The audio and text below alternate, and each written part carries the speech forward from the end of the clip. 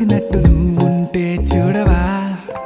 మంచువాన నన్ను ముంచెనంట వాన విల్లు మీద ఇల్లు కట్టెనెవ్వరంట ఈ లోకమంతా నిన్ను చూసినంట ఏ దిష్టి నిన్ను తాకకుండా ఇంటిలోనే దాచుకుంటా రంగు